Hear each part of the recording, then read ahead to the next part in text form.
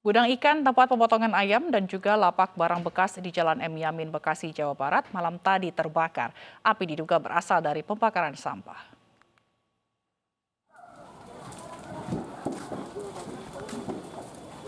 Api mulai membesar sekitar pukul 8 malam tadi.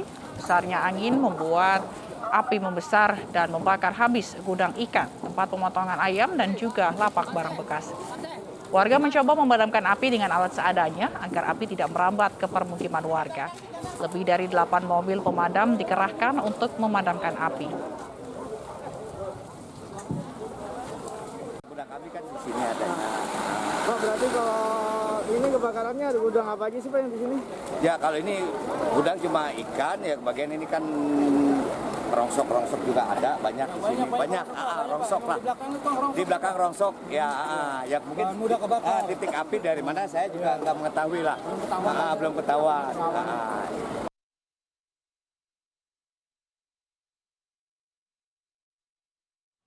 Sebuah rumah di Jalan Danau Ranau, Medan terbakar. Banyaknya kabel listrik mempersulit pemadaman.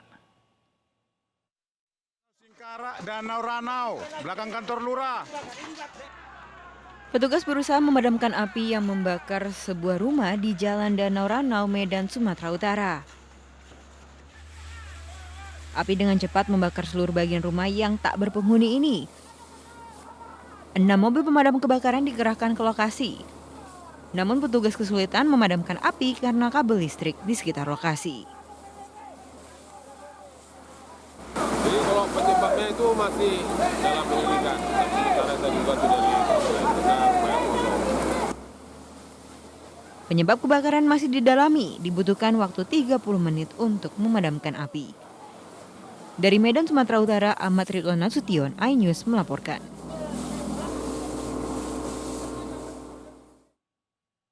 Kebakaran juga terjadi di Jakarta. 10 rumah dan kios di Karet Tengsing, Jakarta Pusat hangus dilalap api.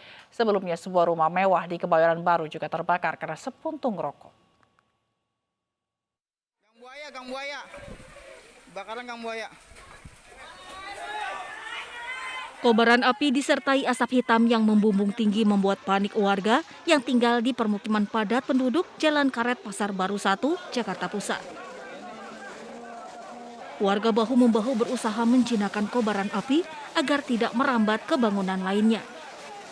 Namun banyaknya material bangunan dan isi rumah yang mudah terbakar membuat api cepat membesar dan membakar 10 bangunan rumah beserta kios.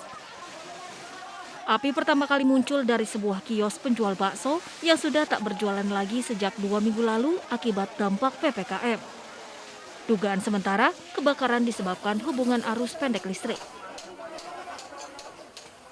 Dari rumah bakso Podomoro itu, orangnya ada 1 orang di situ jaga. Itu apaan Pak? Toko atau apaan? Bakso orangnya lagi pulang kampung. Pulang kampung, yang jaga 1 orang anaknya. Itu jualan apa? Bakso. Tapi nggak jualan, sementara nggak jualan selama 2 minggu. 2 minggu dia nggak jualan dia. Setengah jam kemudian 15 mobil pemadam kebakaran yang diterjunkan akhirnya berhasil memadamkan api. Dari Jakarta, Rani Sanjaya, iNews melaporkan. Mencoba bersembunyi di atap rumah, 3 bandar narkoba ditangkap BNN Kota Mojokerto. Puluhan gram sabu disita petugas.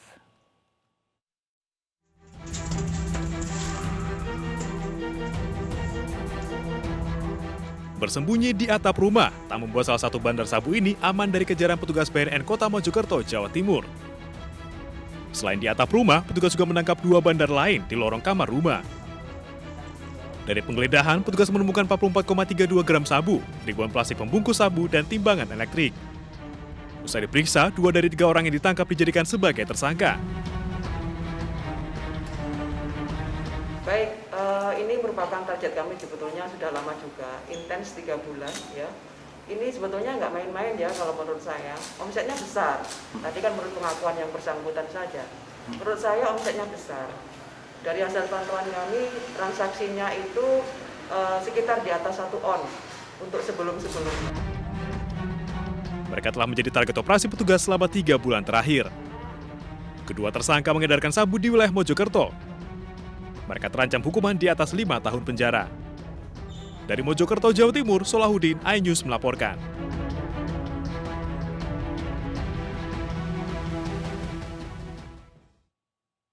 Polisi menangkap pelaku penikaman wanita di depan salon kecantikan di Makassar, Sulawesi Selatan. Pelaku mengaku cemburu karena korban berselingkuh dengan suaminya.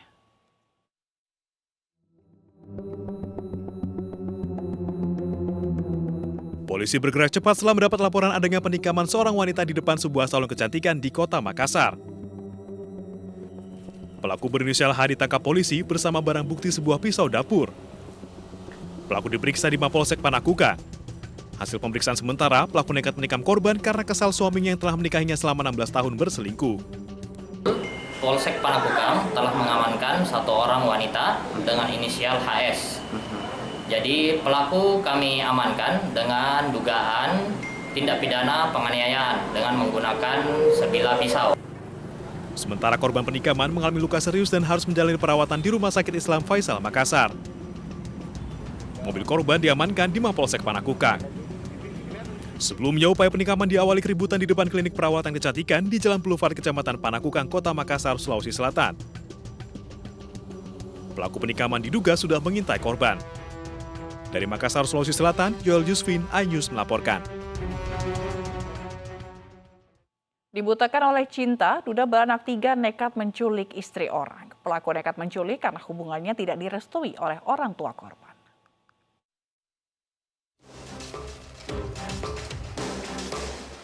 Wawan, berusia 39 tahun ini dibekuk anggota Satreskrim Polres 4 Lawang, Sumatera Selatan. Duda beranak 3 ini ditangkap karena nekat menculik pujaan hatinya yang masih berstatus sebagai istri orang. Culikan terjadi pada 26 Juli lalu saat pelaku masuk ke dalam rumah korban dengan cara merusak dinding rumah. Pelaku kemudian mengancam korban dengan pisau agar mengikuti kemauan korban untuk pergi bersamanya. Bahkan, pelaku juga mencekik dan mengancam akan membunuh korban jika menolak kemauannya. Tak berhenti sampai di situ, pelaku kemudian membawa lari korban dengan sepeda motornya. Kemudian setelah itu, pelaku membawa korban itu dengan motor. Kemudian setelah itu, dari pihak keluarga korban melapor dan pelaku melarikan diri. Pelaku selama ini membawa korban, melarikan korban di kebun di wilayah Kabupaten Lahat. Pelaku mengaku nekat melakukan aksinya karena hubungan asmaranya tak direstui oleh keluarga korban karena status korban masih menjadi istri orang. Akibat perbuatannya, tersangka dijerat pasal 328 KUHP dan terancam hukuman 12 tahun penjara. Dari 4 Lawang, Sumatera Selatan, Amri Wijaya, iNews melaporkan. Seorang remaja putri di Padang Sidempuan, Sumatera Utara menjadi korban perundungan teman dekatnya. Pelaku cemburu kepada korban karena dituding telah merebut kekasihnya.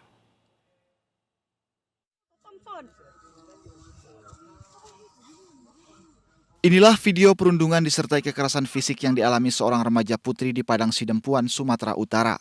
Dalam video yang viral di media sosial, korban dianiaya teman dekatnya sendiri yang diduga berlatar belakang cinta segitiga. Pelaku menuding korban telah merebut kekasihnya.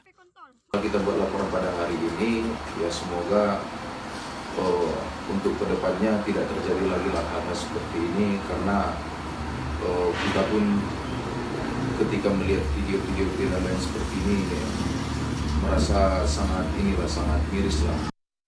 Setelah melaporkan kasus ini ke polisi, pelaku dan sejumlah saksi kini tengah diperiksa intensif. Dari Padang Sidempuan, Sumatera Utara, Ahmad Hussein Lubis, iNews melaporkan. Tidak terima listrik di rumahnya diputus karena menunggak pembayaran, seorang pria di Medan, Sumatera Utara meludahi petugas PLN.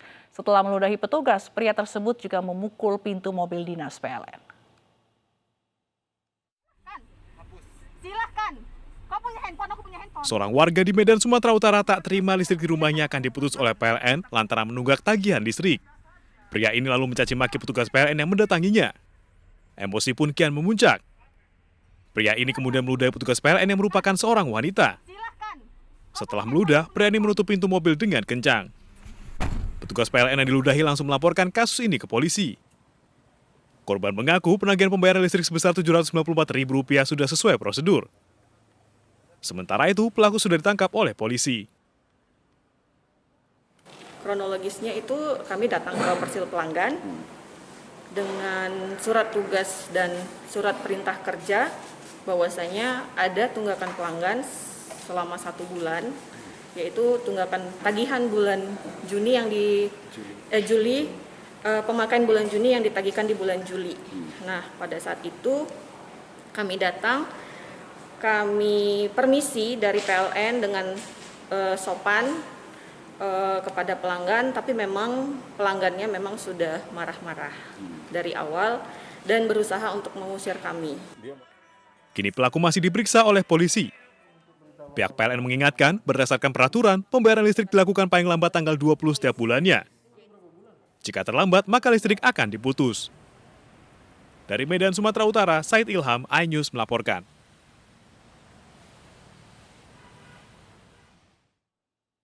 Warga perumahan Sumber Mukti Indah di Rembang, Jawa Tengah digegerkan dengan teror pakaian dalam wanita. Pakaian dalam wanita disebar ke berbagai lokasi. Ketenangan warga perumahan Sumber Mukti Indah di Rembang, Jawa Tengah terusik oleh teror pakaian dalam wanita yang dipasang orang tak dikenal. Pakaian dalam wanita ini dipasang di beberapa lokasi di perumahan yang membuat warga resah. Sejauh ini belum ada warga perumahan yang merasa kehilangan pakaian dalam. Mereka juga belum mengetahui siapa pelaku dan apa motifnya. Ya, untuk dijemur di luar Mas. Rata-rata dalam, Pak ya? Rata-rata di dalam. Kok anehnya itu kok. Makanya saya kaget kok biasanya orang sini pada ndak jemur di situ kok. Ada saya umumkan, ternyata ndak ada yang mengakui dan warga sini tidak ada yang jemur. Untuk lainnya itu kemarin di WA RW, atau RT itu kok banyak kejadian serupa. Polisi yang menerima informasi kemudian mendatangi lokasi sekaligus meminta keterangan dari warga. Polisi juga mendalami dugaan aksi teror pakaian dalam ini dilakukan seseorang untuk tujuan ritual mistis. Dari Rembang, Jawa Tengah, Musyafa, iNews melaporkan. Dana bansos warga terdampak COVID-19 di Depok, Jawa Barat diduga disunat. Polisi Depok turun tangan untuk melakukan pemeriksaan terhadap pengurus lingkungan. Polres Metro Depok menyelidiki dugaan pemotongan dana bantuan sosial tunai di Beji, Kota Depok, Jawa Barat. Sebelumnya, bansos yang seharusnya diterima warga sebesar Rp600.000 disunat Rp50.000 oleh Ketua RW. Hal ini dilakukan guna perbaikan mobil ambulans di lingkungan mereka. Terkait hal tersebut, polisi melakukan pemeriksaan terhadap warga dan pengurus lingkungan di RW 05 Beji.